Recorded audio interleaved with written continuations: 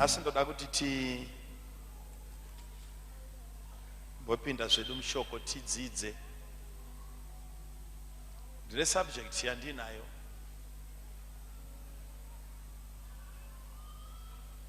Yandoda kuti Mwari vakubatsire kuti uibate, uinzwe.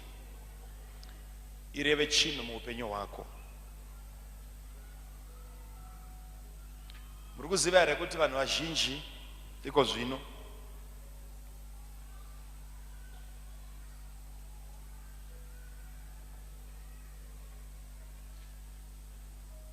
most people that are being fought right now from all the sides. Chirikuva fighter, chirikuva rwisa, they can't even tell kuti chi exactly chirikurwa neupenyu hwangu. Tine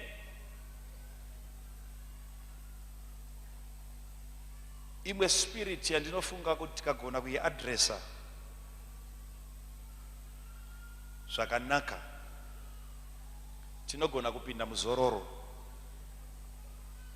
tikapinda munguva yokufarao tisina interference yemamwe madhimoni because of that one demon ratinogona kudhila naro, randoda kuti munyasonitereresa nekuti kana rako addresswa ndo the chief demon, the ancient, one of the oldest demons. This demon, it has been tried and tested. Rikaonekwa kunzi rinoshanda.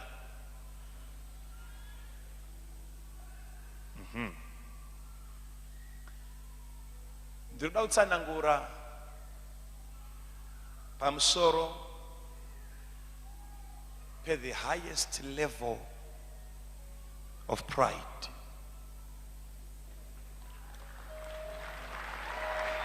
Highest level of pride. Nekuti pride, ukanzwa pangonzi there is a highest level ye pride, ziva kuti kune ma lower levels, ma different levels e pride. Ndoda kusiya tikudiki tikuyeso ndoda kunokwira pamuti ndobata pokupedzisira pacho panonzi munhu wane degree rokuzvikudza, uyu wane certificate rokuonererwa.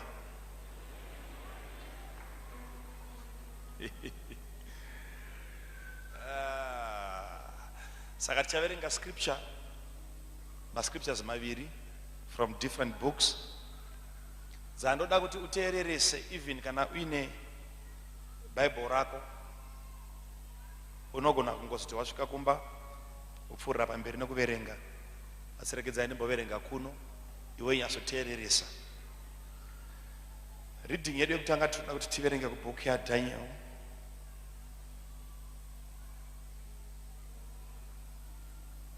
Daniel chapter 4 verse 28.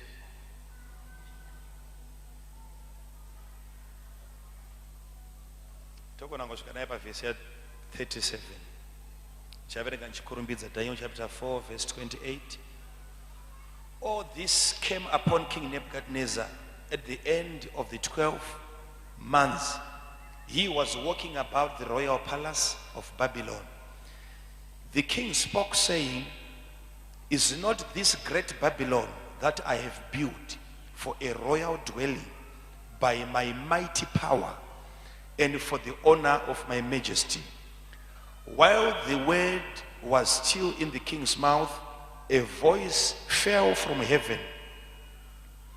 King Nebuchadnezzar, to you it is spoken, the kingdom has departed from you, and they shall drive you from men, and your dwelling shall be with the beasts of the field. They shall make you eat grass like oxen, and 7 times shall pass over you, until you know that the Most High rules in the kingdom of men and gives it to whomsoever he chooses. That very hour the word was fulfilled concerning Nebuchadnezzar, he was driven from men and ate grass like oxen. His body was wet with the dew of heaven, till his hair had grown like eagle's feathers, and his nails like bear's claws. Verse 34. At the end of the time, I, Nebuchadnezzar, lifted my eyes to heaven, and my understanding returned to me, and I blessed the Most High, and praised and honored him who lives forever, for his dominion is an everlasting dominion, and his kingdom is from generation to generation. All the inhabitants of the earth are reputed as nothing. He does according to his will in the army of heaven and among the inhabitants of the earth. No one can restrain his hand or say to him, what have you done?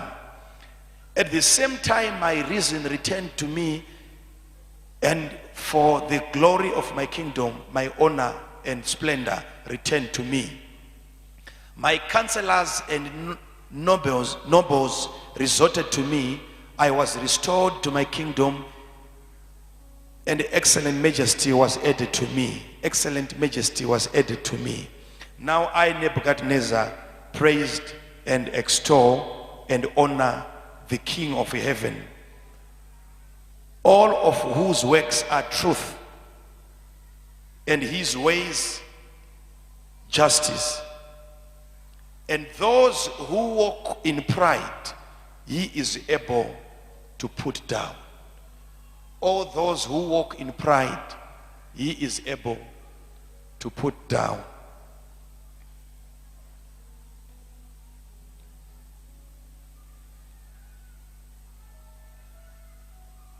Without tiverenge zvekare imwe scripture kubhuku ya 2 Kings chapter 20 from verse number 12.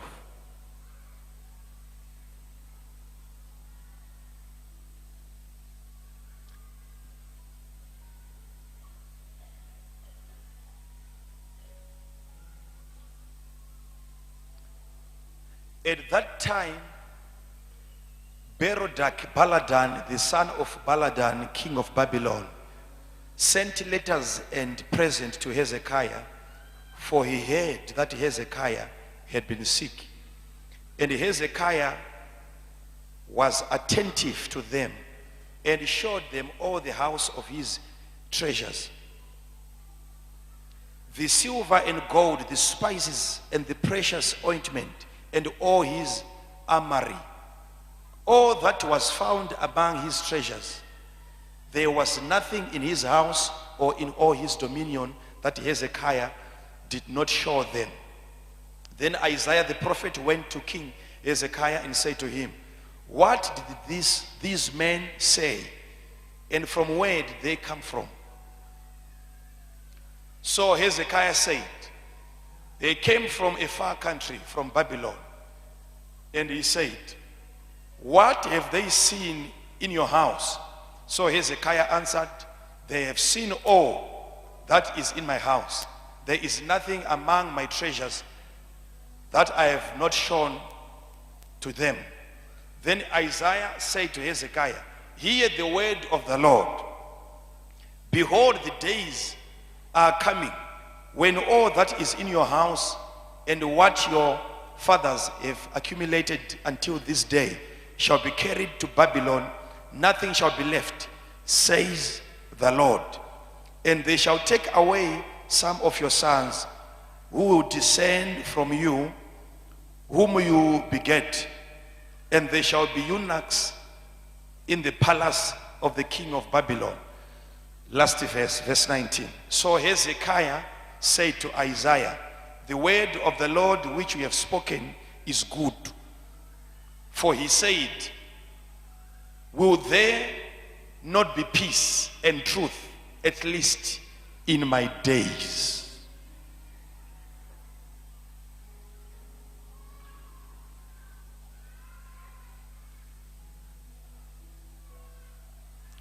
ndoda kuti nditende Mwari manheru ano nekuti tiri pano nokuda kwetsitsi. Itsitsi chete, hapana chimwe. Tsitsi chaidzo dzaMwari kuti tinge tiri pano. Ndoda kutsanangura pamusoro pechinhu ichi nemhaka yekuti chinhu chikurusa, chinhu chakatangwa kare, chinhu chadonhedza madzishe, chinhu chadonhedza kunyange varanda. Ndoda kuti Mwari vandipe grace dzekugona kutsanangura nekubuditsa pfungwa yaMwari pamusoro pesubject yavandipa kuti nditsanangure nezvayo manheru anhasi. Pane nyaya ndoda kuti utarisise ndisati ndaenda kure. Nyaya tiri kubata panapa, chandoziva ndechekuti muvengi wedu haide. Saka ndinoda kuti ndikubatsire nekuti ngatitange tanamata ndisati ndatsanangura zvandinganzi Nashe nditsanangure. Zvakanaka manheru ano kuti timboita chimwe chinhu kuitira kuti ndangariro dzedu dzizarurwe pauye inonzi the spirit of understanding pamusoro pedu. Zvakanaka kuti kana uchida kuzviitira favor unogona kuisa ruoko rwako rwerudyi pamusoro wako timbonamata. Toda kukumbira Mwari tsitsi nerudo rwake pamusoro peinformation yanhasi kuti batsirayo ndangariro dzangu kuti dzinzwisise, vhurayo meso angu kuti aone, nzeve dzangu ngadzinzwisise, ngadziteerere. Manheru anhasi Mwari wokudenga, batai ndangariro dzavaranda venyu, zarurai kuchenjera, zarurai kuziva. Mweya yose inodzivisa kupinda kweinformation ngaibviswe paupenyu hwavo. Zvinokosha zvamunoda kuti zvibatwe ngazvibatike. Paregedze kuve nesimba rimwe rinorwa nezivo yenyu neuchenjeri hwaMwari panzvimbo ino. Vanoda kuyambirwa, vanoda kubatsirwa vagobatsirika. Zvose zvavanonzwa manheru anhasi zvigovashandira, mugovaropafadza nemhuri dzavo, nezvavanobata zvigoendeka. Mazviita nenyasha idzi dzamanheru ano muzita raJesu. Ngatiti amen.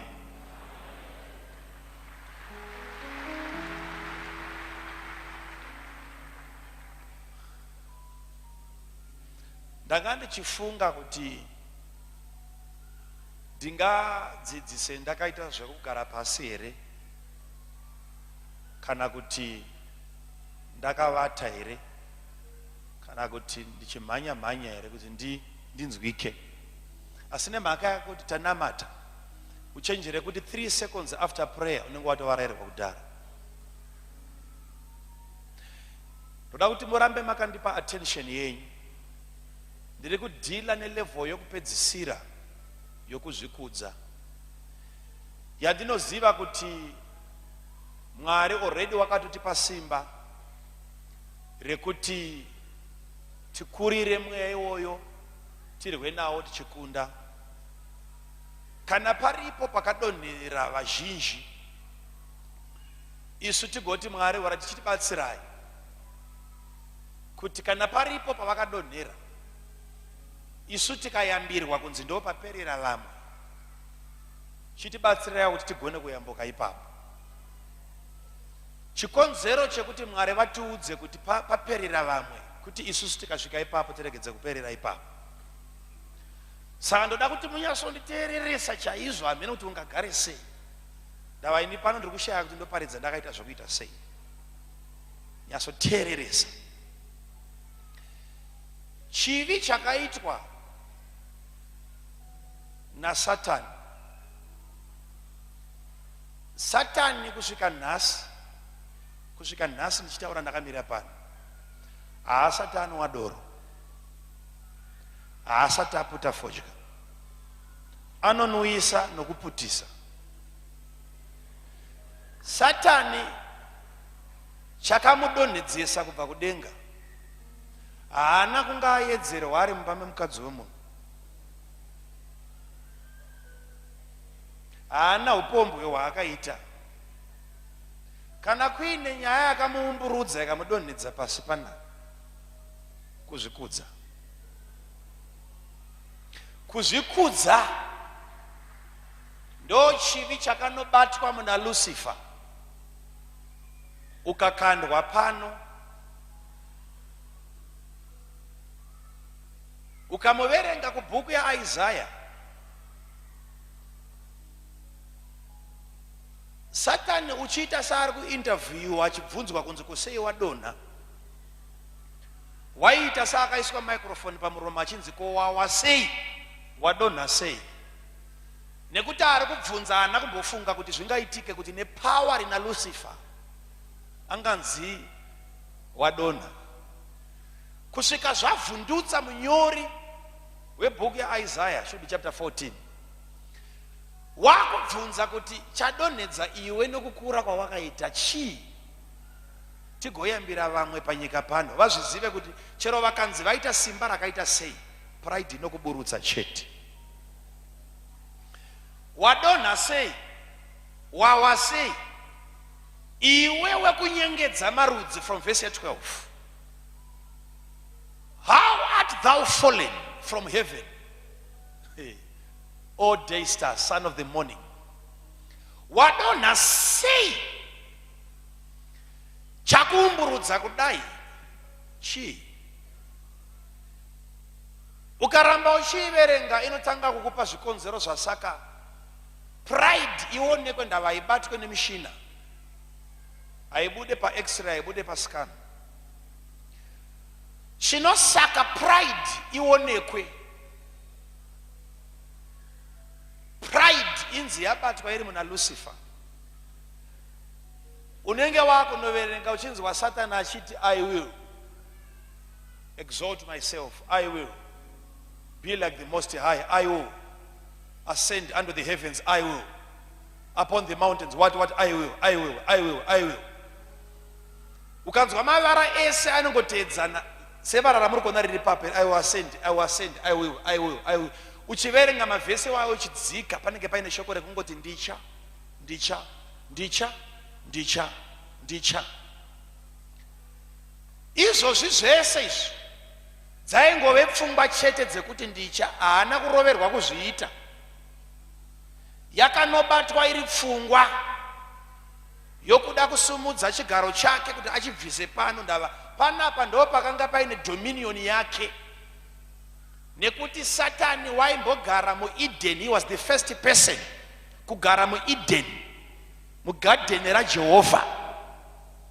Imomo ndo maaipota achiti kana apedza kuimbira Mwari kudenga, waidzoka ouya kuzovata ikoko, ndokanga kuri kumusha kwake. Uchifamba famba pakati pematombo anopfuta moto, kubwinya kwake kuchityisa, nekuti every time yaaienda akanotungamirira worship waibva ipapo aine rimwe degree reglory. Saka Satani waizviziva kuti ukaenda pamberi paMwari ukaworshipa, unobva wangonzi ketu ketu ipapo, utobva ipapapa wakatotakura something. Saka ano understand worship, ndo saka makanzwa rimwe zuva akati kuna Jesu, kana ukangopfugama pasi ukandiworshipa, I will give you all these kingdoms. Ukangondiworshipa ndokupa, ukangondiworshipa ndokupa. Ari kuzviziva because ndiye akanga ari the greatest worshipper. Saka waiziva kuti worship every time munhu paanoworshipa anopiwa something. Ndokuti Jesu mukangoworshipa chete ndokupai makingdoms. Kureva kuti ane understanding yainayo Lucifer pamusoro pechinhu chinonzi worship, kuti munhu akave a worshipper ane zvaanenge achipiwa every time because he is a worshipper. Zvikubatika zvakanaka? Okay. Mubvunzo ndokubva wanzi, ko wadonha sei? Ndokutanga kubuditswa pfungwa dzokuti ndichadai ndokudai ndokudai. Ipapo ndo first sign yokuti pride yatanga kuda kumanifesta pamunhu. Unonzwa pamarongero ake zvinhu, ndichadai, ndigodai, nometa vakawanda sezvamakaita izvi, inenge iri ndichadai, ndigodai, ndigodai. Nometa aroora inongori mota yangu, TV yangu, imba yangu, kwete hapana chedu ndezvake chete. Ukanzwa pane changu, zvangu, ndichadai izvozvo. That's ndo pakaroverwa Lucifer achiri kuronga bedza achingoti ndichadai ndigozodai. Vana baba nana amai, pride chainorwadza ndechekuti kana wanayo unogona kuipedza ndiMwari chete, ende kwaMwari kwacho kwainonoperera iyo pride yacho haikubvumidze kuenda ikoko. Ndava haikutendere kuziva kuti ndavapo. Nanzwika? Pride inogona kuita sechirwere chekuti mwana akaberekwa akaita kwashi, ndava chikafu chishoma, mai vakasaziva kuti ikwashi vanogona kuti idumburani rasekuru kana rababa, kunzi mwana aenda kuna sekuru vaka. Mwana iyeye pane kuti aende kunorapiswa vanogona kutanga kuona sekuru pamwana arwara. Kunyangwe sekuru vaine dumbu, mwana hatangwe naro achakangodai so kushaya chikafu. But kurapiswa kwemwana kunotanga pakunge mai vaziva kuti mwana warwara. Vakasaziva mwana harapiswi, unonzi wafanana nani? Na sekuru. Pride chinosaka vanhu vazhinji vasadhile nayo kuti vatozviziva kuti yapo. Kuti uzvizive kuti yavapo. Kuti uzvizive kuti yavapo. Ndakambokuudzai kuti ine malevels akasiyana-siyana. Hatisoda kutaura nezveyeya, ndakambokutsanangurirai vanhu vanofamba vakadai maoko iyi, vachipfuura pamberi pevanhu vachidii vakangosumudza maoko vamwe vanenge vachitonakuka vachibhamba kudai sokutange nezvavainazvo. Level iyo hatigoni kutaura nezvayo because munhu kana ari kulevel iyoyo haabatsiriki. Hatiri kuwesta vhangeri because iyoyo takaramba kuti haizi pride, kurwara kwekwe. Handiti ka zviende zvekurwara zvizvi. Ngatitaure inenge ine musoro. Zvimuna anoswera achingotumuzika achingodidi nepane vanhu nekudii. Haiwa.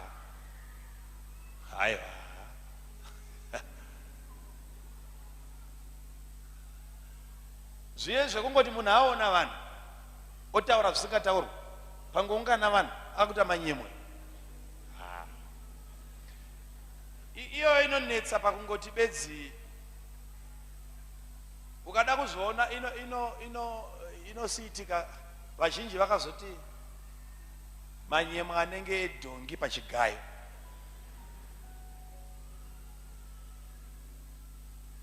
Nyamba nyaya haizi yechigayo. Dhongi raunoziva kuti mabva zvakanaka kumba rakatakurawo kubhagidhi richibagi, muchifamba zvakanaka kuenda kuchigayo. Kungonoti tiringindi chete raona vanhu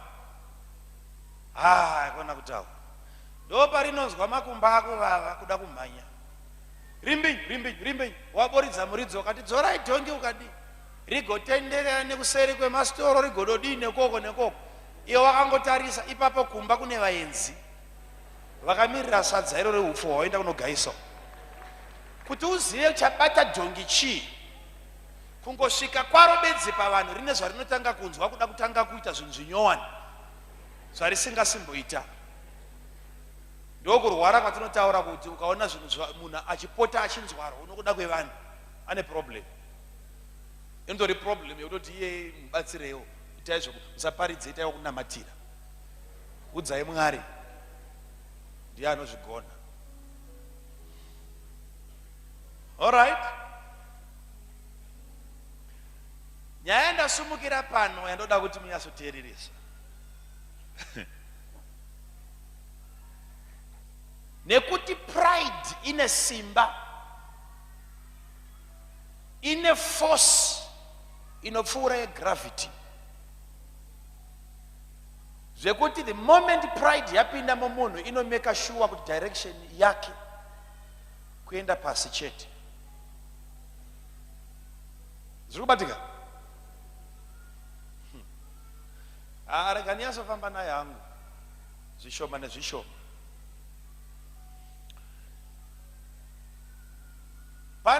nyaya mbiri dziripo. Imwe yaitika kumurume unonzi Hezekiah. Teererai. Hezekiah unovingwa neshoko rinouya nomuprofita unonzi Isaiah. Isaiah anouya neshoko rinonzi rabva kunashi, haana kuti ndere kumba kwangu. Gogogoiva Hezekiah, svikai. Kwakanaka here muprofita? Kuna shoko rakanaka. Jehovha wati, put your house in order, nekuti mazuva ako akwana. Chirongedza tunhu twako, kana unga usina kunyora wiru, chinyora wiru. Nekuti nguva yako yekuti uchitorwa yakwana, wakuenda. Muprofita une simba rokuudza munhu izvozvo kuti makuenda bamukuru. Iwo uchipada, haakubvunze kuti une mari, ndavaizva zvisine nemari yako izvo. Rodhi kana yagadzirwa uku mari iripo. Profita unoti makuenda.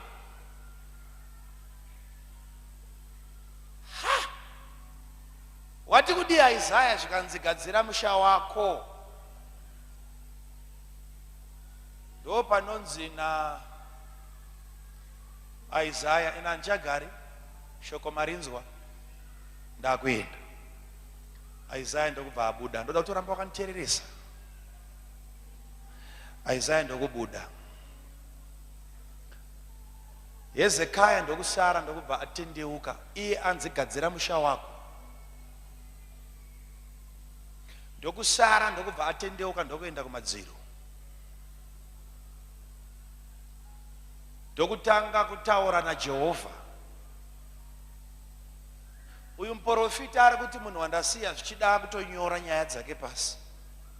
Hezekiah ndokuenda kuna Mwari wacho atuma Isaiah zvikanzi, Mwari wokudenga, ko zvaita sei? Tarisaiwo kufamba kwandakaita.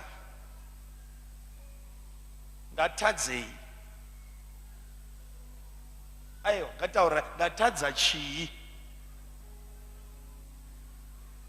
Hezekiah ari kuti ndofunga Mwari wakuda kundiuraya nekuti ndatadza. Nyamba Mwari vakuda kukuuraya nekuti wakuda kuzotadza.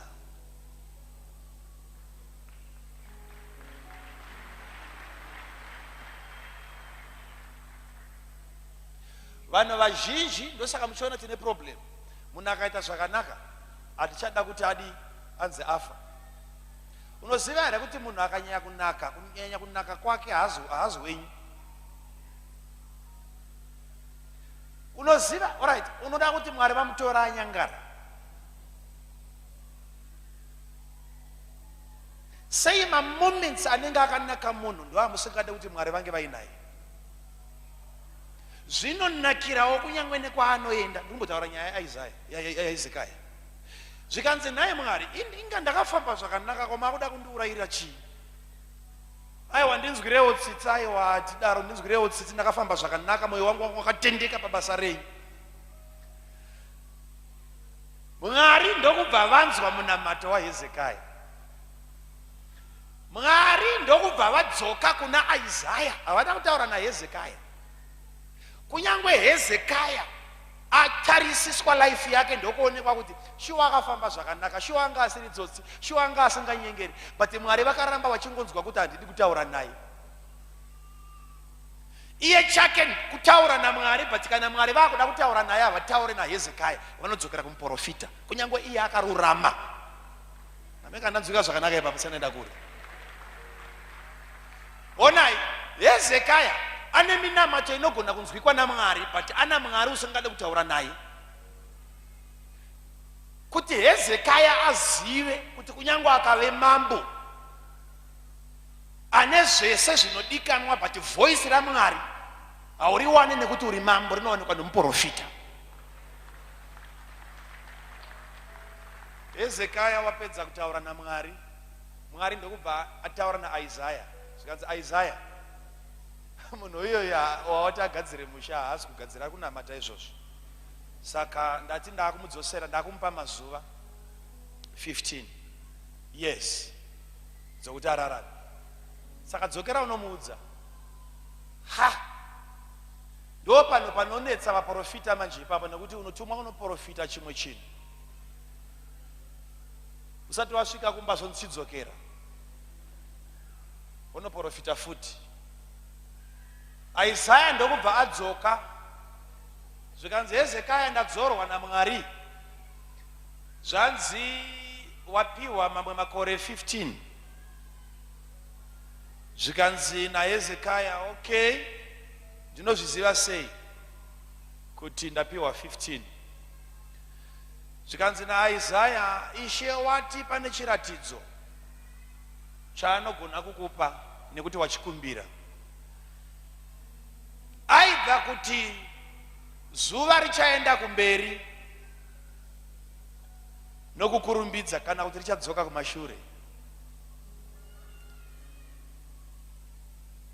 Zvikanzi naHezekaya zvino ini ndikakumbira kuti zuva riende kumberi, ragara riri kungozoenda chero ndisina kukumbira. Haungave munana kwandiri iwoyo zuva rafamba raenda kumberi. Ayo no, ndoda kuti ridzoke ndoda kuti ridzoke kumashure. Alright, pavhesi ya11 ndo pazonzi and Isaiah prayed, he cried unto God. Jehovah ndokubva abata zuva ndokudzoka. Zuva richidzoka, Hezekaya wakaendeswa pa sundial. Vanga vasina wachi dzinenge dzedu dzemumaoko idzi, vaiverenga time nemumvuri waiiswa pasi nezuva. Vainyora numbers ava akatenderedza, akaita seakatedza kunoenda zuva kudai, poiswa chimuti chokuti zuva kana richifamba mumvuri iwoyo ndio unongochiverenga hours. But Mwari vachitanga kudzosa zuva, Hezekaya wakaona wachi ichidzoka 10 degrees backwards. Chiri kuitwa naMwari hachisi kuitika pawachi, chiri kuitika kuzuva. But nemhaka yekuti zuva harigone kuyevewa munhu akatarisa kuti rakudzoka, Mwari akati nemhaka yekuti hauna ziso rinogona kuona what is happening in the spirit, I want you to look at the physical. Physical ndo ichakuudza kuti there is a movement in the spirit. Nangopapfuurawo zvangu ipapa ne2 bedzi vandinzwa ipapo. Saka Hezekaya ndokunzi haugone kutarisa zviri kuitika in the spirit, chitarisa paphysical. Uchaona a movement pazvinhu zvinobatika zvinoonekwa zveupenyu hwako, ndo pauchaona kuti there is going to be a change. Hauionere kwacho kwandiri kuitira, unoionera pazvinhu zviri physical, kuti uunderstande kuti the spiritual ndo inocontrola the physical. Mwari akada kumuvha the physical, anomuvha the spiritual. Zuva ndokubva radzoka, but Hezekaya haana kuona zuva richidzoka, akaona mumvuri zviri palevel yake yenyama, ndo zvaakaona uku Mwari vachidhila nezuva. Ndobva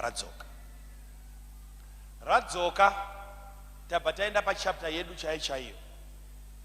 Ndo panzi Hezekaya wapora, utano hwavapo. Hezekaya wakufara, utano hwavapo. Shoko ndokubva rachiuya, mbiri ndokubva yafamba yekunzi Hezekaya wapora. Vanhu vakanzwa zvokurwara kwaHezekaya ndo vakazonzwa zvokupora kwaHezekaya. Hezekaya ndokubva atumirwa shoko, uyu wanzi Merodach Baladan ndimambo wekuBhabhiloni, ndokutuma nhume dzake dzaakati endai munondionerawo murwere uyu, takanzwa kuti wakarwara zvisingaita asi wapora. Ndo panosumbuka nhume dzinouya, mumwe akabata tsamba, mumwe akabata zvipo. Zvikanzi tauya nezvipo kuna mambo, takanzwa kuti makarwara.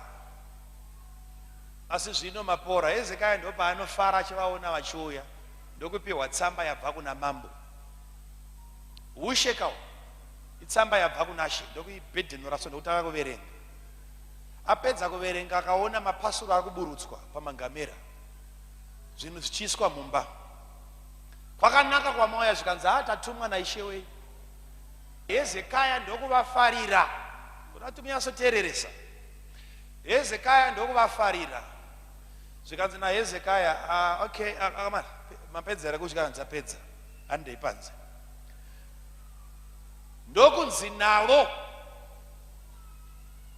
ukaverenga bhaibheri zvakanaka uchaona kuti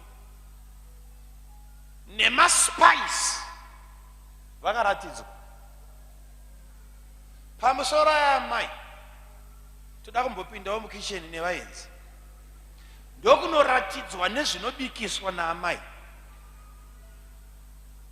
magariki ese nemachii makari ese nemhando yemakari anodyiwa ndokubva ipapo handa yekumubhedha matimadii ndokunoratidzwa mubhedha zvikanzi matimadii futi pamanga muri ndepanodyirwa bedzi apa handa yekunogarwa ndokunoratidzwa zvese zvomumba apedza kudaro zvinonzi ndokunopinda navo muimba yakanga ine treasure ndokutanga kuvaratidza masaga egoridhe nemadiamonds silver achivaratidza kuti iyi ichangobva kubikwa iyi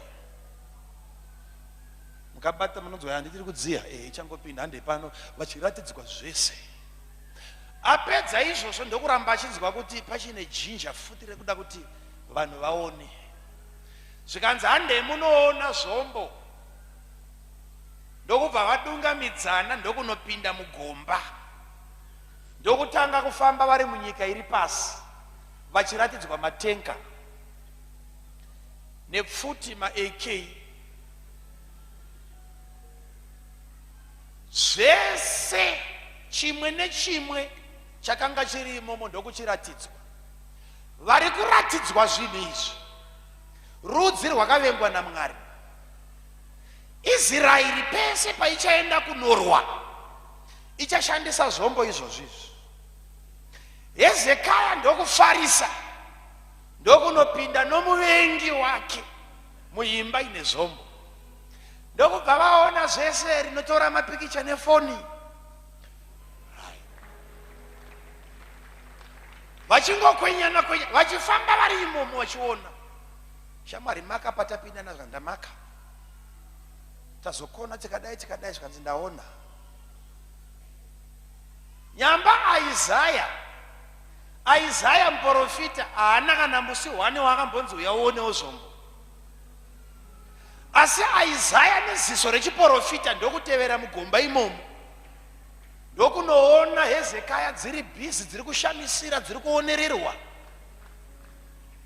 Isaiah ndokubva anzi naMwari chiregedza kuenda kumba gara padombo mirira kuti vapedze ogoenda vape mukana apedze shungu dzake iye Hezekia achiratidza varume ava haana kuziva kuti ziso raIsaiah riripo muprofita anenge aripo uchizviita vapedza kudaro vanhu vaenzi vachiti taona tanzwa taakudzokera Isaiah ndo paanoti gogogoi futi kechitatu kwakanaka ira Isaiah zvikanzi ndauya kuzobvunza kuti vanga vari panava vabva kupi vabva kuBhabhironi zvikanzi nomuprofita chii chavaona hamba dzaseka dzakana pana chavasiya vaona zvese ndavaratidza zvese kubva mukicheni nemugaraji zvese ndaenda navo nekubasa Hezekia achiri kutaura shoko ndokubva rabva kuna Jehovha pamusoro paIsaiah zvikanzi Hezekia zvawaita zvawairasa chiziva kuti zvese zvaonekwa nomuvengi zviri kudzoka kuzotorwa zvese zvakaunganidzwa, kwete newe chete, nemadzibaba ako, kureva kuti zvanga zvakachengeteka zvichibva mumaoko ababa zvichienda mumaoko emwana, zvichienda mumaoko emwana, kusvika zvasvika mumaoko omunhu anoonererwa. Zvese zvakaunganidzwa nedzinza pauri ndo pazvichatsakatikira, because wafarisa. Zvichauya zvigotorwa zvigoenda kwabva vaenzi ivavo, ndo kwazvichaenda. Kana zvaenda ikoko, kwete mari chete, nevana vako vachatorwa vachaendwa navo, vachanove ma-eunuchs, havangazove nemadzimai, kureva kuti hakusisina generation kumberi uku nokuda kwezvawaita. Saka vachatambudzika, vachava varanda munyika yeBhabhiloni. Zvikanzi naHezekaya, alright, shoko ramataura vakuru rakanaka, nekuti dambudziko iroro harisi kuzoitika mumazuva angu, richaitika mumazuva evana. Hezekaya. Ndoda kuti munzwisise vana baba nanamai kuti kana pride yabata munhu, chese chaakuita as long as chichinakira iye chete ndo chaanoita. Hazvina mhosva kuti chinosiya vana panjodzi. Ukaona murume kana mukadzi mai vevana pamba vakuita zvinhu zvekuti vanongoita vasingafunge kuti ndine vana, wasvika pekupedzisira pokuzvikudza. Right? Ngatifambe nayo. Asi ndoda kuti muchiona pane nyaya, nditarisewo kuno kumunzwe nyaya. Ndotaura.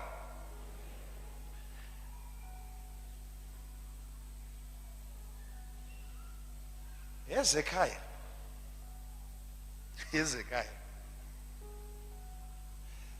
vaenza kuuya kwavaita, havana here kukuudza kuti vafambirei? Tsamba yanyorwa haisi kudoma chirwere here?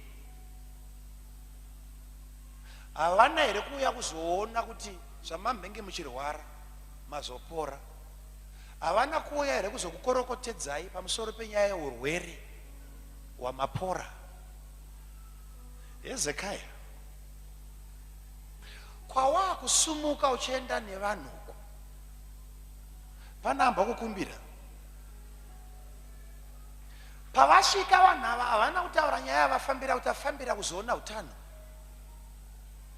Ndokusumuka navo Hezekaya, ndokuenda navo kuimba yezvinobikwa. Mubvunzo wangu manhero anhasi uri pakuti dauti uone kuti kana pride yabata chii chinoitika.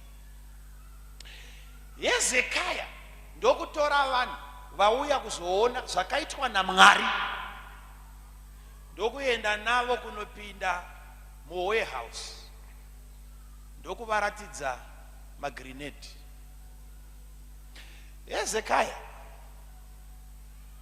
Hezekaya, ndutaura newe izvozviso.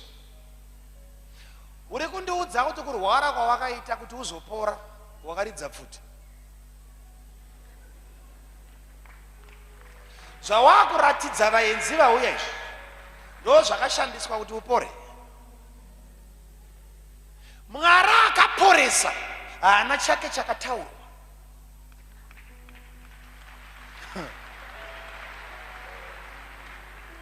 Vaenzi vakauya, vakaona zvinobikwa, vakaona pfuti, vakaona matenga, nezvimwe zvinenge zvine cheni mumakumbo, nedzimwe dzinenge dzakatsika paso pfuti.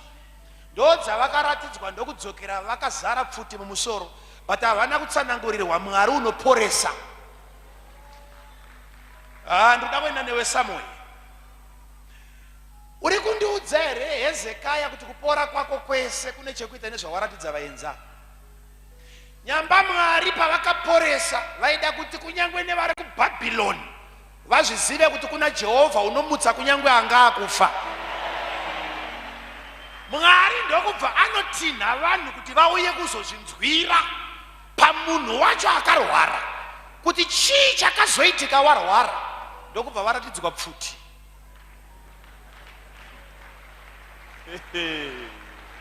haya ngatifambei naye.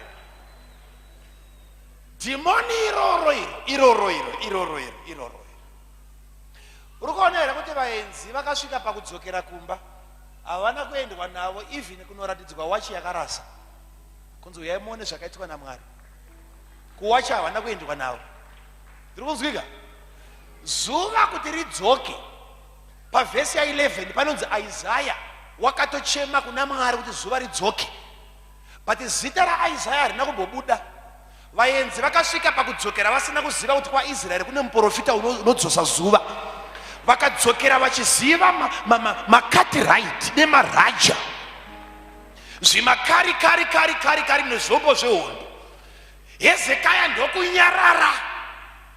Munana wakaitwa wakuti zuva rakarivhesa hana kudoma ndokunovaratidza zvombo kuti vazive kuti takaunganidza zvakaita sei.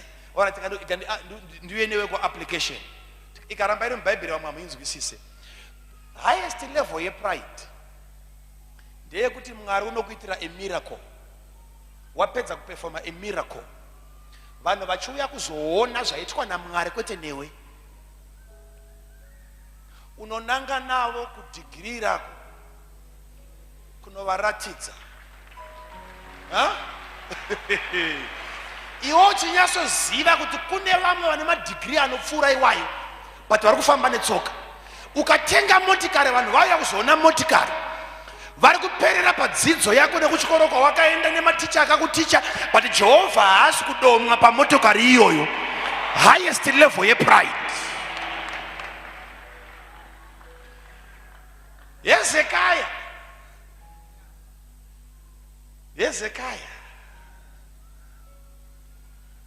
chirwere chakatiza zvombo here. Kuviga source yekuti Mwari unofirira kusumudza upenyu hwemunhu. Wosvika pekuti vanhu vanoti what, vagouya kuzobvunzasana kuti wakazvigona sei, ugotaura zvimwe zvese maachievements ese, ugonyarara zita raJehovha. Kune level yokuzvikudza vana baba, iyi manje hapana panopfuura iyi ndo yekupedzisira, yekuti Mwari unoita chinhu chaunoziva kuti dai chaitika, but chaitwa naMwari, Mwari apedza kuchiita, unosudurudza Mwari, so womirizika pachinhu chausina kuita. Vanhu vagoona iwe pabasa raitwa naMwari. Jehovha ngaakubatsire manhero anhasi. Kana Jehovha ngaakubatsire manhero anhasi.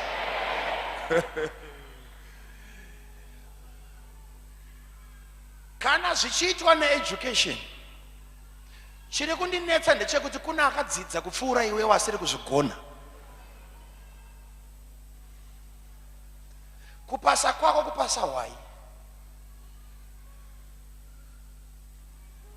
Kaona Mwari vachiperforma a miracle, ukave neziso risingaoni kuti apa ndiMwari waita.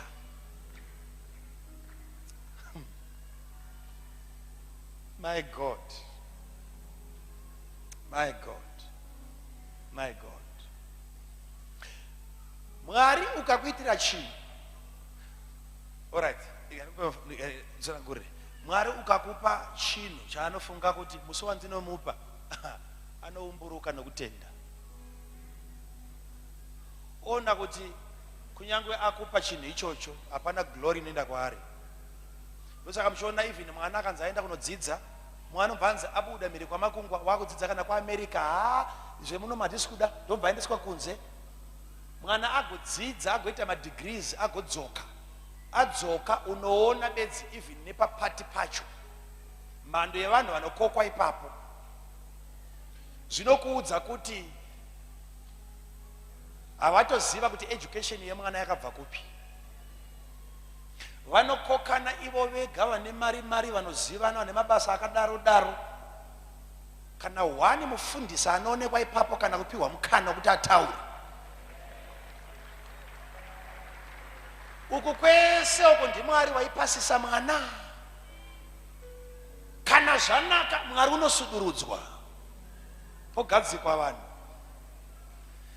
Zvino Mwari akakupa chinhu, achifunga kuti uchachema nacho pamberi pevanhu uchipa testimony, onzwa wakanyarara.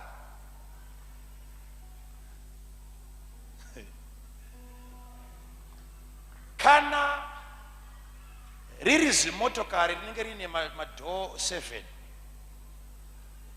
Mwari raanokupa kuti vanhu vaone kuti ndozvigona, iwe wogotadza kuchema nokuda kwezimota iroro, still Mwari vane imwe nzira yekuti upe testimony chete. Anoripetanisa patsaona kuri unyanidza zviye zvekuti ugobuda iwewe chete ugoti hama dzangu ndakaona kushamisa kwaMwari. Mwari haambokushayira nzira.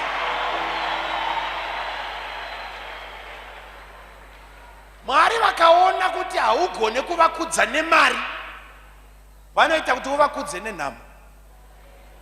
Vanokudonhedza to a point yaunoti handifunga kuti ranhasi rinodoka rigodoka, ugotanga kuona ruoko rwaMwari at that level. Ndava ndo yawakasarudza. Ndiri kutokupa zano rinoshanda. Ukada kuti ukomborerwe, gona kutenda Mwari ne every dollar ravanenge vakupa kuti Mwari kudzwai. Why ndiri kudaro? Nekuti kwa zvino izvi kune vamwe vanhu vamisa Mwari kuperforma. Mwari aida kuramba achivaropafadza, but iko zvino Mwari amira, because zvese sofa zvakaitwa naMwari munhu haatende. Akapiwa ziso rinongoona zvisati zvavapo, but zvavapo haana dhera anoti Mwari maita basa. Ngwarira dhimoni, ngwarira mweya yetsvina inongoti chese chaitwa naMwari hausisina ziso rinoona ichocho. Wangoone ziso rinongoona zvisipo. Satani anokuratidza pinda mumba mako, unongooneswa zvisipo chete, zviripo haubvumidzwe. Una chakati, vana chakati. Iwe ukaona usingagone kutenda Mwari, ukaona usingagone kutenda Mwari, ye Mwari afiririra, uchakararama upenyu usina minani. Unosvika Mwari paanoneta oti kana ndazoda kuti ndikudzwe, regedzai nditsvage mumwe anenge anotaurisa, anoti kana ndikamuitira chino anokumbira nguva yekupa testimony. Unoziva kune vanhu vekuti Isaiah anamata, takanamatira imwe mhuri so, vakava vanhu vechikuru tiri kubhulawayo.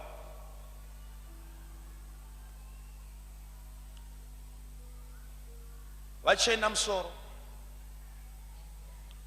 akaita first marriage, ndokubva yabreka, the second number yabreka, the third paine mweya werufu wongochikuataka, ndokubva auya kuzonamatira. Zvinhu hazvisi kufamba. Uko mota yacho yashandiswa yakatotsvuka. Alright, regedzai tinamate, Mwari akukomborere. Ndokupfugama, ndokuisa maoko, ndokutanga kunamata. Ndapedza kunamata, ndokumupa, ndakati chinyora pasi, ndakuda kukupa chiprofita. Ndokumutsanangurira zvaakuda kuzoitwa naMwari muupenyu hwake nemadates, kuti pauchasvika mwedzi wakati panenge pane zvakati, mwedzi wakati panenge pane zvakati, mwedzi wakati panenge pane zvakati. Ndokumutsanangurira upenyu hwese.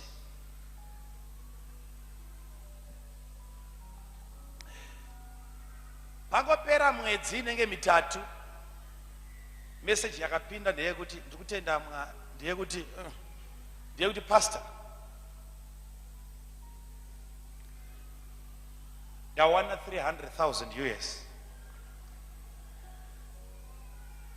Pangozopera mimwe inenge 4 again, ndokutexta imwe inoti ndayambuka $1 million US.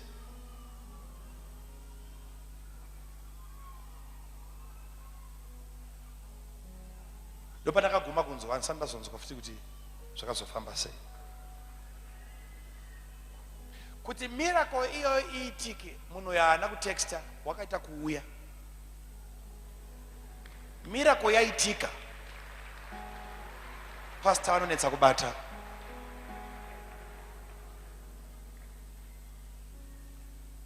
Kune vanhu, bvunza Isaiah wakanamata kuti zuva ririvhese, but baba vavakupa testimony havana kumbomenshena zvapastor Isaiah.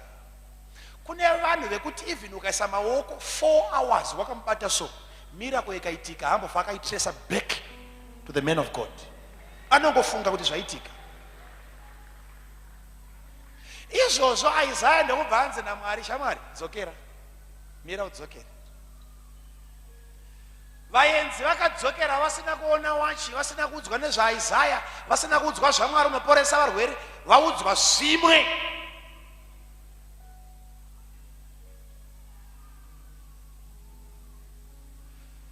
Pavanokuudza kuti wakachena, uri kudaira uchiti kudii? Pavanoona sofa rirumba mako, uri kuti kudii? Pavanoona ring,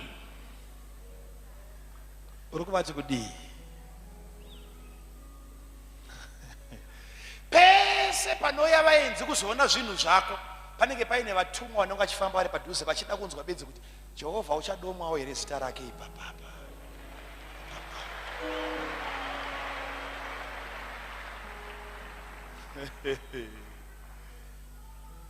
Kana mari yazowanda manje vechechi havadedzwa kunzi iwe, you have to be careful. Vanhu vechechi unobrokeswa. I'm telling you, because vechechi kana tozviteedza ukasatove wise unogona kutopinda musango pedzisira warombe. Chechi haidi ubva kuti tek.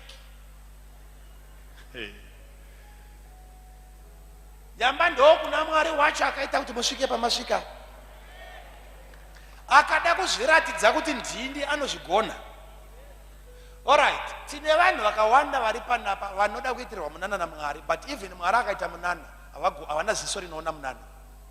Havana. Pane nyaya yakandivhundisa mushoko raMwari, hama dzangu, yokuti kuna Exodus chapter 3. Exodus chapter 3, Mwari vachiona kuti Moses ari kufudza makwai. Tarisa kunoona. Moses ari kufudza makwai aJethro. Mwari vachida kutaura naMoses ndokutuma mutumwa anobvira moto, ndokubva anopinda mugwenzi. Gwenzi ndokubva ratanga kubvira asi risingazvi. Moses ndokubva atarisa akati, what is this?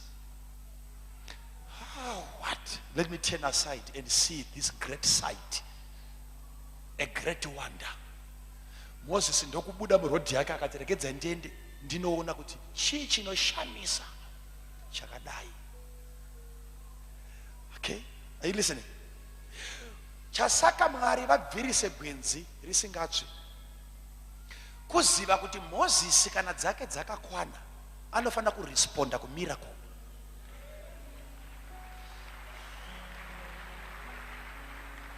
Dava handisi kuda kutuma munhu asingaresponde kuma-miracles. Rega ndiperforme a miracle ndoona kuti hana yake mutendi hwai. Dava kune mhando yavatendi yokuti chero richibvira risingatsvi haamirire zvakadaro. Ndosaka uchiona kuti pane level yepride yokuti chero Mwari akaita minana yakaita sei, munhu atendeuki. Unogona kumuinvita sokuti handei kuchechi kwedu umbonoona zvikuitwa naMwari.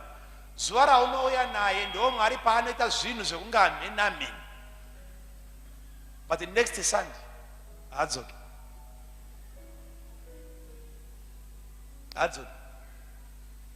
Haana chinomurovesa, hana.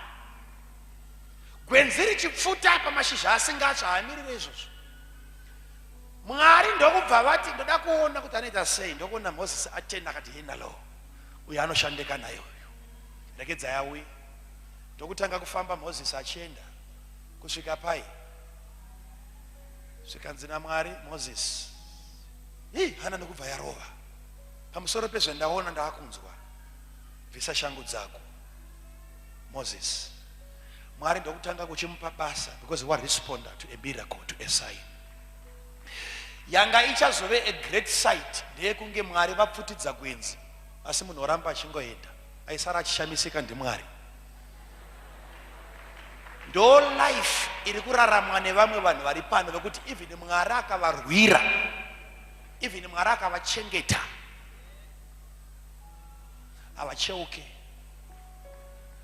havatarise kuti sei zvaitika izvi. Haushandike newe. Pese paitwa basa naMwari unoisa zita rako ipapo. pride. Aiwa, ndichadzoka zvangu kuna Isaiah. Ndokubva kwaita mukomana anonzi Nebhukadhineza. Ndokubva arota hope. Warota hope dzake. Ndokuona muti wanga wakakura wakanosvika kunenge kudenga. Shiri dzichivata imomo, mhuka dzimwe dzichiuya kuzovata pasi, dzinodya michero nevanhu vanotema. Asi muti ndokubva wapiwa shoko rokunzi ngautemwe. Ndokubva kwauyiwa nedemo. Muti ndokubva watanga kurohwa. Zvikanzi musateme muti wese, temai nechepapa. Asi mosiya hunde iyo nemidzi. Asi kana masiya musunge necheni, murovera hoko pasi, kusvika pauya dova. Ndokubva hope dzarotwa. Nebhukadhineza anoti uyai munidudzirire. Ndokubva vatadza kududzira kusvika Dhanieri anouya. Dhanieri achiudzwa hope, zvinonzi wakatanga kuchema asati audza mambo. Zvikanzi namambo aikona kuchema, mhani shamwari sununguka kutaura. Zvikanzi naDhanieri aiwa mambo, hope hadzina kunaka idzi. Dai zvamarota zvaitika kuvavengi venyu kwete kwamuri imimi. Zvikanzi aiwa wakanditaura mhani sununguka. Tine mabasa akawandisa panapa. All right mambo. Zvikanzi muti wamarota hauzi muti wekusango ndimi. Kureba kwakaita muti ndokusumuka kwakaita kingdom yenyu. Shiri dzinoya dziswera ipapo nechine. Kureva kuti kunyangwe nemamwe madzimambo ari kutosurvive nemhaka yekuti vari kuuya vachikwereta kunyika yamunotonga imimi. Makarongeka mambo, honai goridhe ramuinaro. But kwazoita shoko redemo, pazonzi ngaparohwe muti nedemo. Ndokubva muti watemwa. Rangarirai kuti hauzi muti ndimi. Muchatemwa. Mozoita 7 years muri panguva dzehumiliation, makadzikiswa. Asi tarisai mambo muone kuti muti hauna kudzurwa, waita zvekutemwa. Kureva kuti kana mvura ikazonaya pane hope, asi muchadzikisirwa naJehovha. Ndiri kunzwika here? Dhanieri ndokubva apedza zvake. Zvikanzi saka muchaenda muchanogara kusango for 7 years, muri ikoko mozodzoka kumba. Asi dai zvaregedza kuitika kwamuri izvi, tine urombo mambo ndoshoko. Bvudzi renyu richakura kuita seregondo, nenzara dzichareba sedzeshiri muri kusango. Kanzi okay, ndazvinzwa, you can go. Hapana munamato, hapana sori Mwari, hapana ndinamatirewo. Musoro wangu haubati kuenda vati nemari. All right. Dhanieri ndokubva abuda ndokuenda. Eka haungonamatirwa pese pese, ndava vashumiri vamwe vanokuvhiringidza weave. Eka nokanyirwa seti. Right. Dhanieri waenda, Bhaibheri rinoti kwakapera 12 months, gore. Zvakuita kunge Dhanieri akaprofita nhema. Gore rapera, ndo panonzi Nebhukadhineza ndokubva aisa ruoko rwake mugemenzi. Ndokutanga kufamba achiona Bhabhiloni. Achitarisa achiona, zvikanzi achitaura zvake mumwoyo make, achingoappreciate kabasa kaakaita. Zvikanzi vakomana iwa ano, kana ndakasimboona madzishe hauone. Uku ndokunonzi kuronga nyika. Aiwa, handisi kuzvikudza asi ndokunonzi kuorganize. Kana ndakasimbofamba zvangu dzimwe nyika. Chii chimwe chinopfuura izvi? Bhaibheri ndokubva rati achitaura izvozvo haana kusiyiwa achipedza. Bhaibheri ndokubva rati and a voice fell from heaven, rakaita kudonha. Asati apedza kutaura kuti ndakazodai, ndikazodaiso ndakazovaka, ndokubva kwaburuka shoko. Shoko ndokubva rati pamusoro ishefu, tiri kukudaiwa kusango.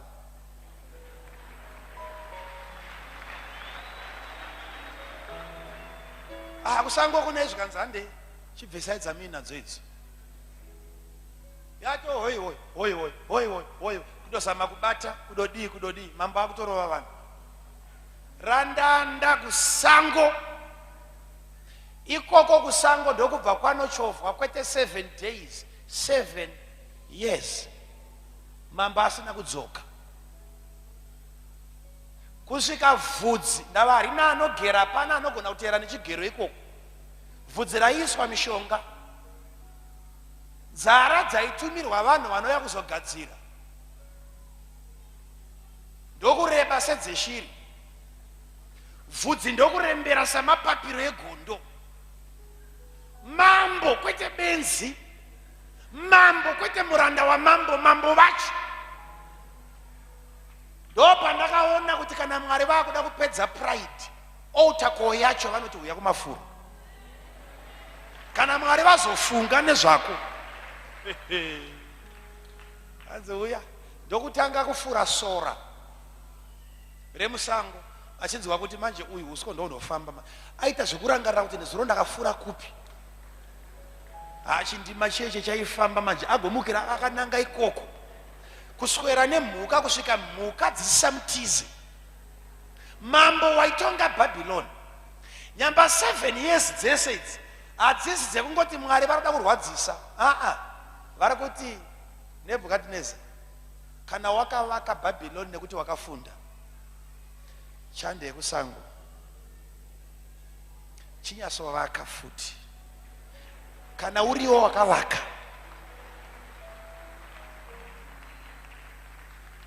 kana iri education anambokutorera, chinyasouya nemadegree ako musango, unyasovaka Babyloni zvauri kuswera uchitaura kuti ndewakavaka. Kunoko hakuna nokudisturba. Ndakukupa project 7 years, ndoda kuona kuti unenge wavaka chii kana uriwo unovaka. Hakuna kana tangwena yakavakwa ipapa 7 years. Mwari varida kuona kuti saka chikoro chacho chiri kupi kana uriwo unovaka. I7 years dzekudzidziswa naMwari kuti hauna chaunoita kana Mwari asina chaaita.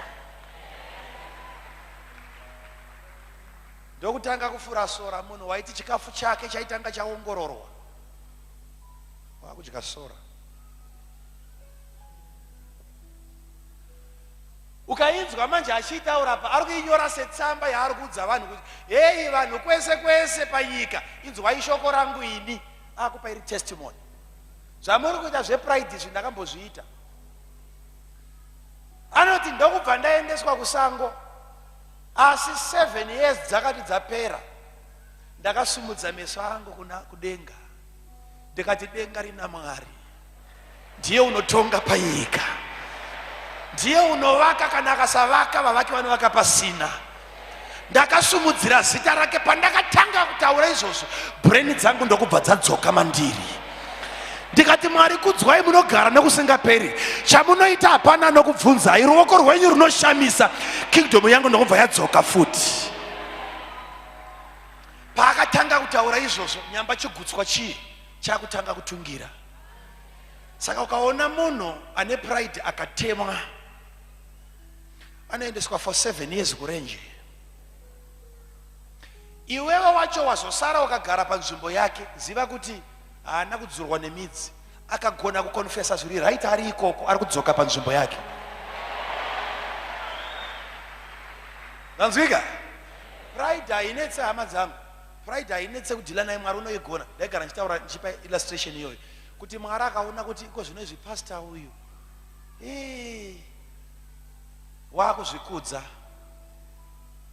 zvimwe zvipo zvaimbomuchemedza haachachemi nazvo.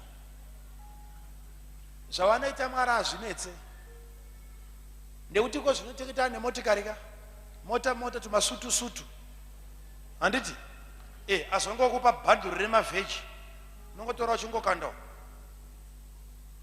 Iye muridzi wemunhu akati okay, ini ndamupa bhanduru iri kuti auye kuzokomborera, rakandwa panze, harina azobika. Alright, ndinoita sei kuti ridyiwe?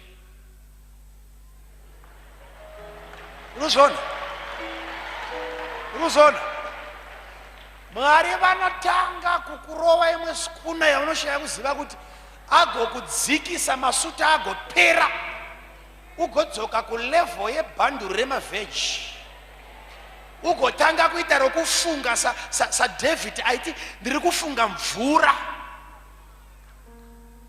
Mambo anovhura muromo wake achitaura zvemvura, wararamiswa murenje naMwari vanozvigona, anobvisa twese tunosaka uzvikudzi, ugotanga kuti dai ndikawana bedzi muriwo wekuisa mafuta. wapa level iyoyo ndo panotumwa vanhu vemafuta kunzi chiendai ndagadzira munoropafadzwa. Kudza Mwari uri pauri ipapa.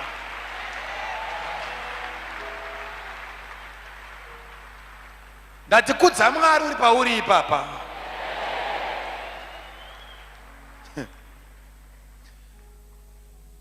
Kuwana uku kunosiyana.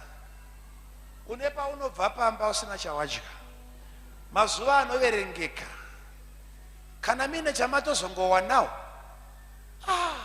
Munoisa musoro pamwe chete. Pane chawanikwa. Veji kuriwana hazvina mhosva harina mafuta asi mariwana. Asi unogona kunosvika pane umwe musha waunosvika wana vachichenama vachipopoterana kunzi mabika nenyama futa. Nona munhu achikudubura so yokwidibirwa obva patebhuru akatsamwa kutoenda kunorara kunzi amana nyama mazuva ese. Iwe wakatarisa so uchiona kuchinzi nyama mazuva ese.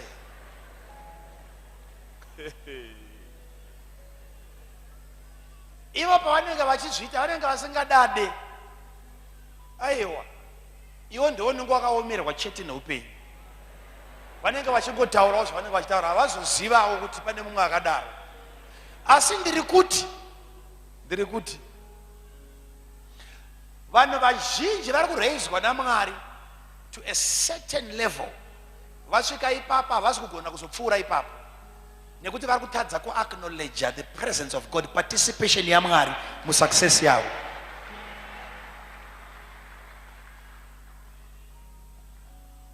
Nona life yakudona. Life yakudona.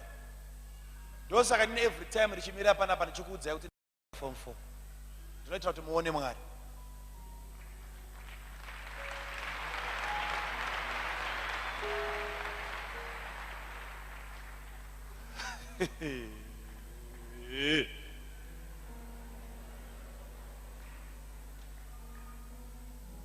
Usatambisa nyasha dzavakapiwa idzi. Iva nemaziso anoona. Iko zvino tikati vari kuda muchato fambai muye kuno. Unoona panosara misodza. Vanhu vachichemera michato. Iwe unawo kuti uchemedzwe nechauinacho zvaramba. Tiri generation inogona kuappreciate zvisipo chete kana tangoonazvo hatisina basa nazvo. Funga kuti murume ari kuchemerwa nemumwe ndiye wauinayo. Uchachema rini? Uchachema rini?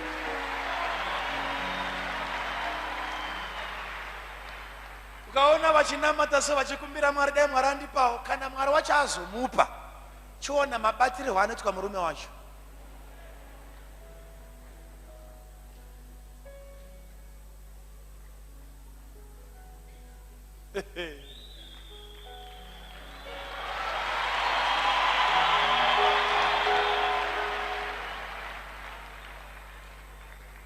Vanotaurwa navo vachibayiwa musoro so baba vachinyora iwe vachibayiwa. Ndikutaura nemi izvo, ndikutaura nemi.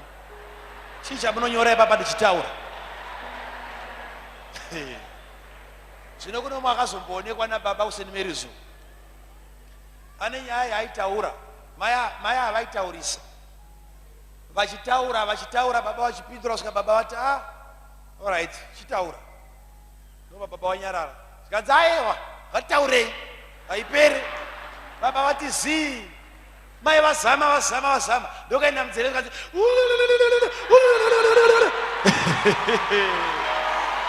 munzeve dzababa manje. Kuti taura chete.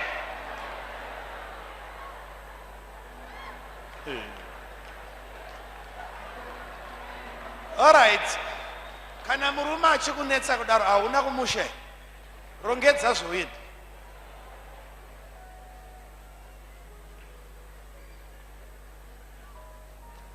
Dzidza kutenda Mwari asati akudonhedza kuti uregedze kudonha. Mumwe akataura zvakanaka kuti kana usingade kudonha gara wakarara. hapana nokudonhedza. Gara wakazvininipisa kureva kuti hakusisina kumwe kwauchadonha uchienda futi kana wakazvininipisa.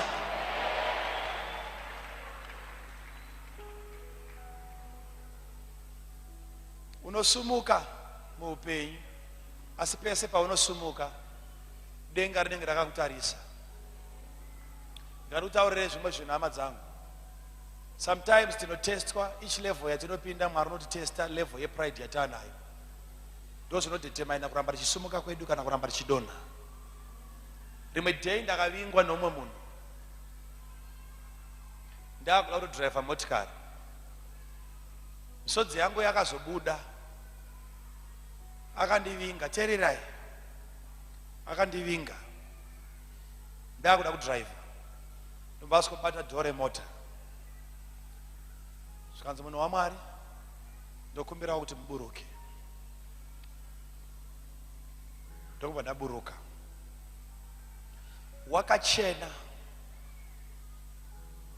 Wakachena sutu yanga akapfeka. Ndokubva apfugama pasi.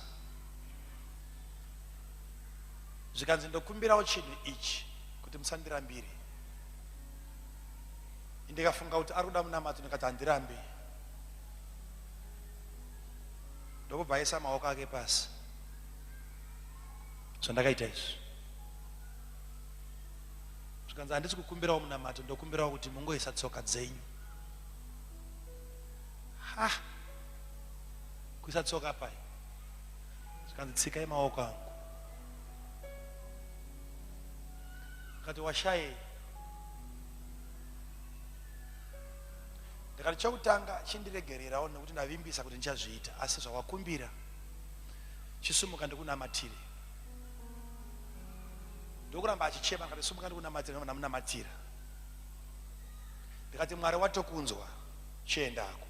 Ndomva aburitsa business card rake. Haazi munhu ari desperate, haazi munhu ashaya mari.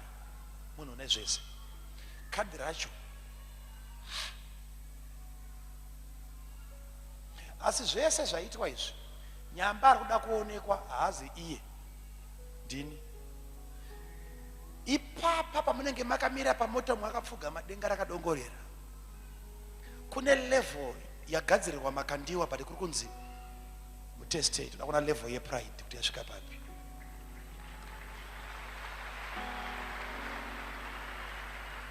Izvozvi zvaakaita munhu pamwe anopatsikwa, anobva patsikwa. But inini ndozvibvunza kuti nditsike ruoko kuti zvaita sei? Ndinani? Ipapa tiri vaviri, mukuru ndiani, muranda kune mumwe ndiani ipapa? Anofana kutsikwa ndiani? Ndo matesti anouya.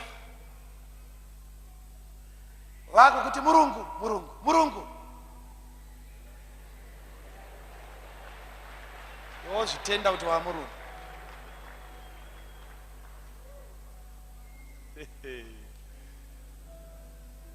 Kana Mwari wakuropafadza, ziva kuti munhu wese ari pa level iri lower than yauinayo ndiye achashandiswa kuuya kuzokuedza kuti pride yako yasvika papi.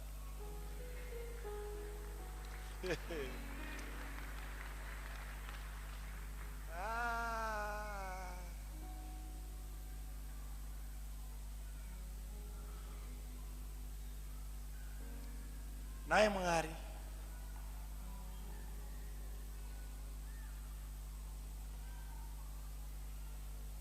dai musina kunonzwira tsitsi, ngadai ndiri kupi.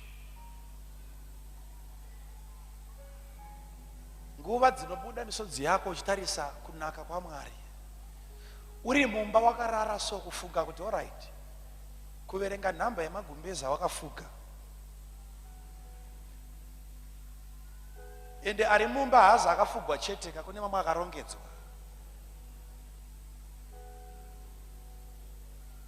But kune munhu mukuru wakamonera plastic ari muna first.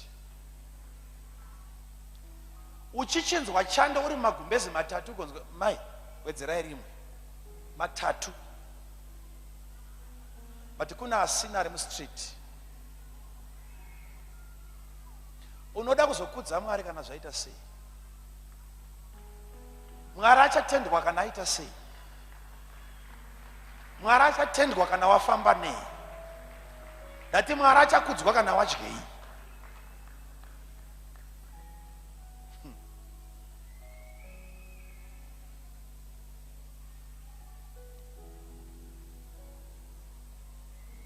Pride.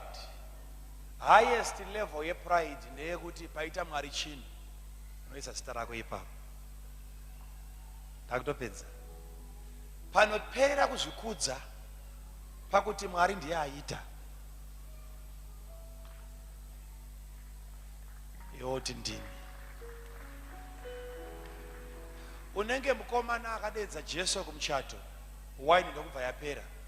Wine yapera akaudzwa kunzi yapera, haazi muridzi wemuchato ndi Jesu. Jesu haana kumbotora aiti muridzi wemuchato wacho inda achingokoka vanhu wine iri shoma. Jesu akatora mvura, endai munopa mukuru wemuchato. Wine ndokubva yatonzi yatopo. Marriage officer ndokutanga kuappreciate muchati asina kurongeka. Kuti vamwe vese havagone asi uyo anogona. Asi ariye asina kurongeka pane vamwe vese. Ndokutanga kutendwa pabasa raasina kuita. Iye Jesu wacho waita ndokunyarara zvake. Chenjera kuti unoita muchato wakashota wine. Jesu agouya agoiwanza. Vanhu vagouya kuzokusheka henze kuti muchato wako wakarongeka. Vamwe vachazoda kuchata vachiuya kuzotora manotsi kuti tidzidzisewo kuti wakauronga sei. Ugowapa manotsi. Iwe uriwo nomuchato wanga usina kurongeka. Ari Jesu akazviita. Inyasha. Inyasha dzisingatauriki kuti unge uri pano. Nyasha. Nyasha.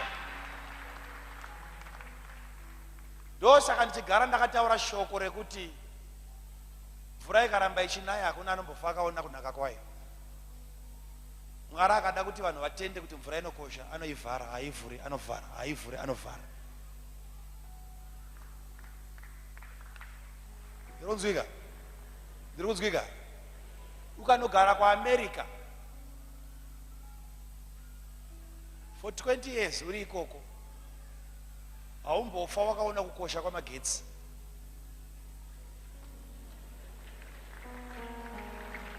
Ndironzwika?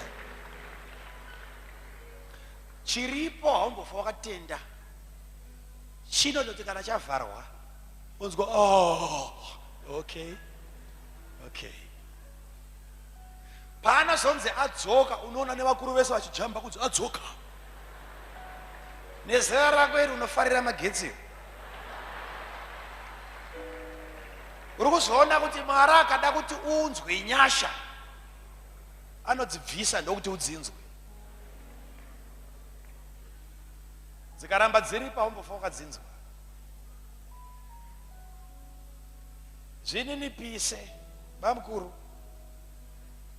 sisi munofuriswa sora. Ukaona mambo varwara zvekuti kunyangwe nezvikoro zvinochengetwa vana vanorwara pfungwa vashayirwa nzvimbo ipapo. Hakuna akagona kutevera mambo for 7 years even mudzimai akasara kumba.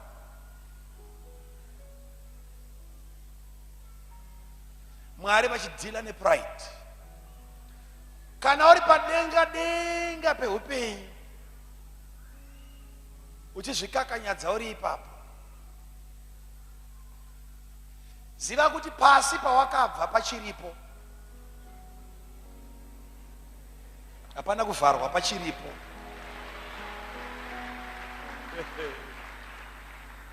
Uri mudenga imomo, teta.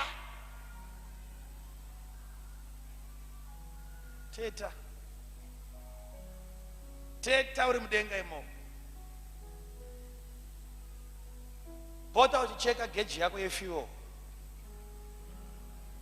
Shona kuti muri kuenda kupi nendege yenyu iyi. Ndava pasi pamambo takuenda munogona kupadzokera nemwe nzira. Pasa. Mudenga denga hama dzangu hamugarike kana munhu asina Mwari. unoda nyasha dzakawandisa kunge uri mudenga munhu anonge uri pasa.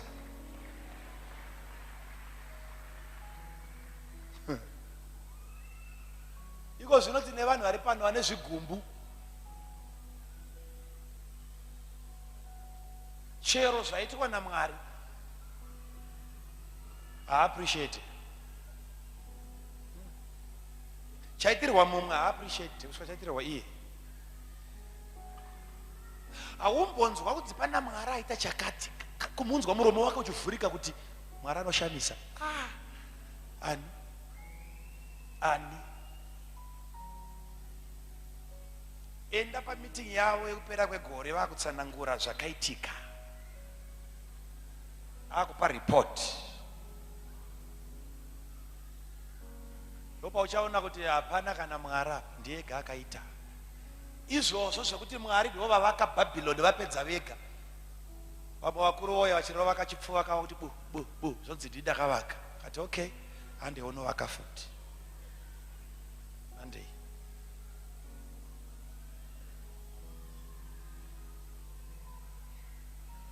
Are you sure kuti Mwari vakakusiya iwewe? Une sure kuti Mwari vakakusiya unoswera iwe? Unomuziva Mwari?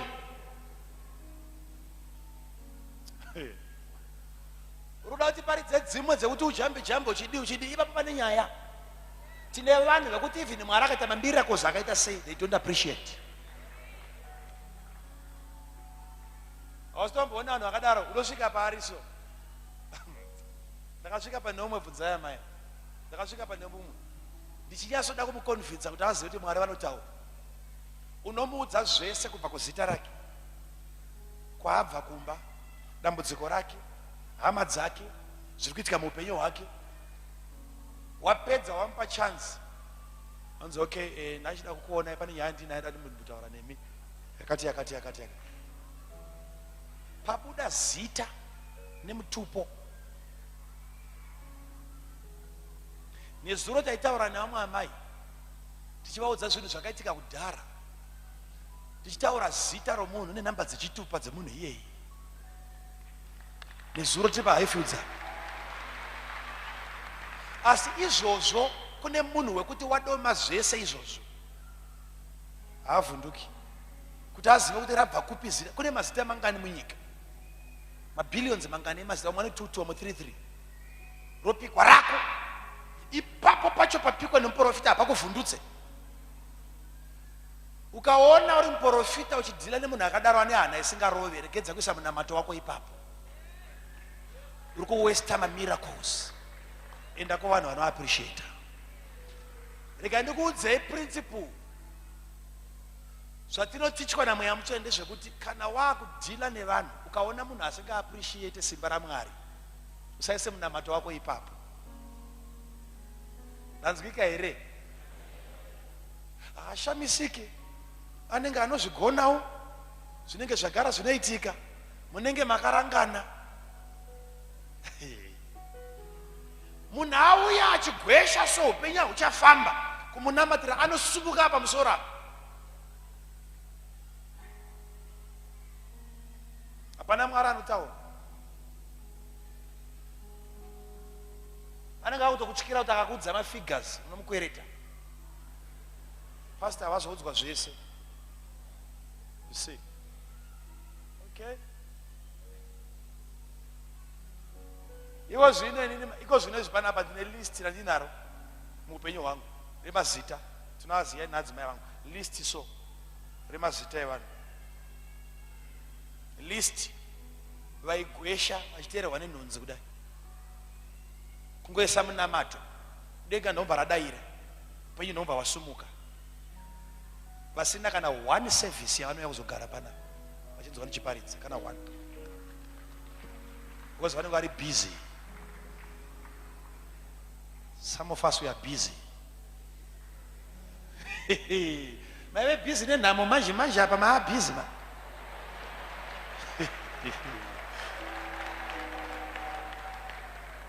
Ivavo vanhu vanoti kana vasumudzwa naMwari havadzoke kuzoappreciata ndo vakatiparira.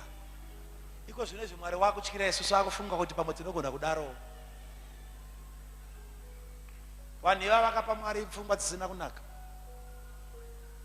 Iko zvino Mwari wakuzeza ndava nekangoropafadza munhu akutoenda.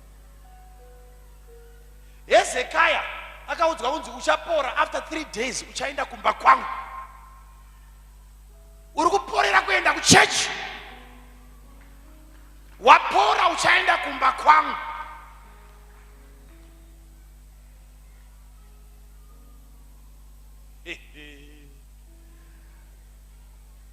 Uri kuda kuti kana Mwari akuropafadza ugoita sei?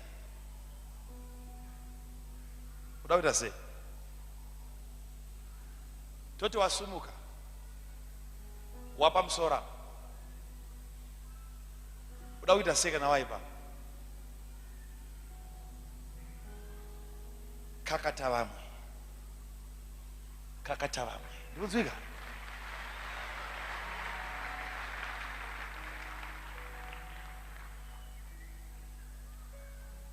Kana mukawanda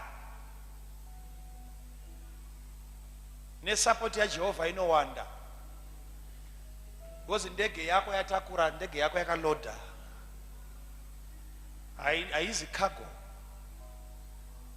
iyi yakatakura vanhu. Saka unowana sapoti yedenga. Why? Because pabasa rauri kuita kune mweya mizhinji iri kurarama nokuda kwebasa iroro.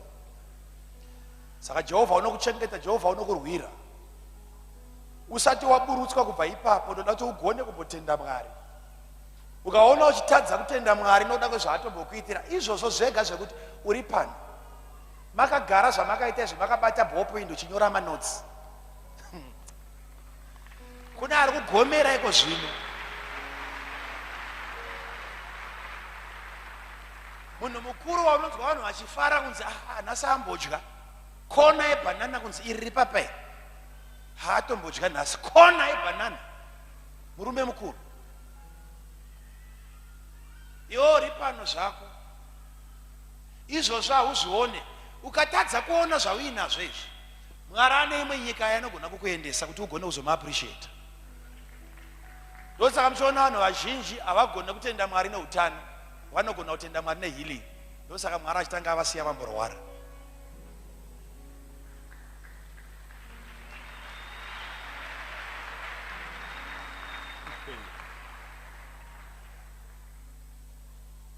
Pano tine vanhu vari pano zvokuti tikaenda newe kuchipatara iko zvino zvaudzoke unoadmitwa.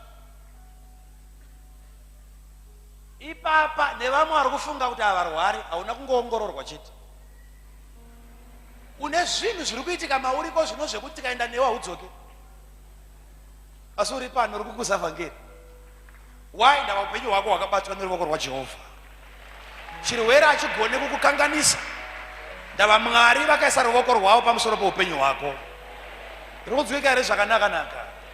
Ndiri kunzwika here zvakanaka? Chii chawaita chaungati ndagona, ndosaka ndiri pano? Chii? Unosantarisa manje chakumana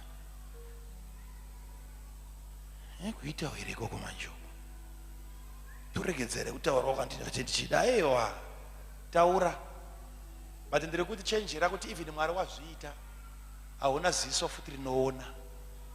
Mwari vapfidza nekungokuitira zvinhu, but you don't appreciate. You don't. You don't. You don't. You don't.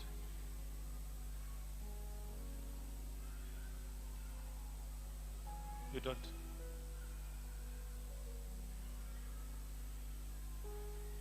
Kune vanhu iko zvino ukada kupota uchimboona nyasha dzaMwari, regedza kuramba uri palevel yako bedzi, pota uchiburuka uchishanyira vamwe. Enda kuzvipatara, dzoka, enda kujeri, utarise vamwe vanhu vari kumajeri ikoko, uchiudzwa kunzi for the next 30 years anenge ari munhu. Kuti uti haiwa vanhu vakapara, udza vakapara, kuna asina yaakapara, but the next 39 years anenge ari ikoko. iko zvino kunge uri panapa usiri kujeri hauna nyaya bedzi yawakarongerwa vakada vanokutsvaira unoenda Satani kana afunga nezvako uri kunzwika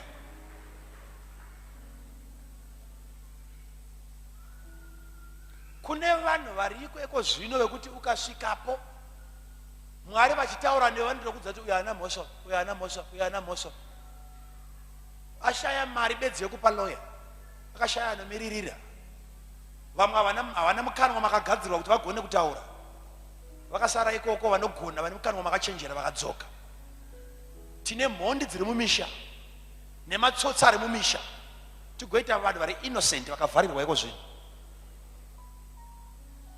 ndo era iri kuitika iyoyo panyika uri pano nokuda kwenyasha dzaMwari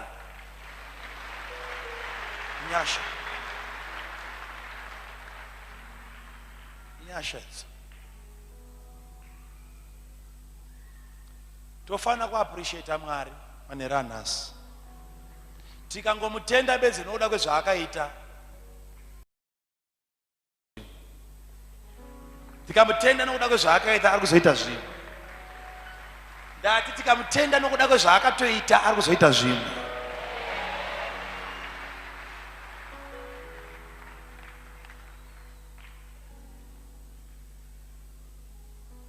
manhero ano toda kumupa mbiri yakafanirwa munhu wese unofanira kubuda panapa wanzwa kuti watenda Mwari nokuda kwezvaakaita sofa rikuzwika chokwadi vanhu vaMwari tikatadza kuzviita izvozvo hatina zvimwe zvinhu zvikuru zvatichambobva takaona itawo saMiriamu ayambuka gungwa dzvuku wakatanga kurova tambureni achiimba runzwika zvakanaka even hondo padzakahwinwa ana Sisera pavakafa pakatanga kuimbwa nziyo dzevictory ivawo munhu anotenda zivawo hondo dzimwe chero usina kudziona but ziva kuti kune hondo dzanga dzakarongwa newakaipa but Mwari wakadzibvisa munzira yako nokuda kwetsitsi dzake. He is a merciful God. Vamwe venyu nhamo yamakapindana nayo by now nhamo iyoyo ndo yakabata mumwe akarasa mbatya zvari kupenga ari mutauni but the same problem iyoyo iri pauri kusvika nhasi but dzakangobatana brain dzako nanhasi chakabata brain idzodzo ndiJehovha kupishana kwepfungwa nekustreseka nedepression Satani waida kuti dzitachane but Mwari wakangodzibata Mwari ngaatendwe wedu ungadai uri mustreet ipi iko zvino pabhini ripi uchinhonga chii iko zvino asi uri pano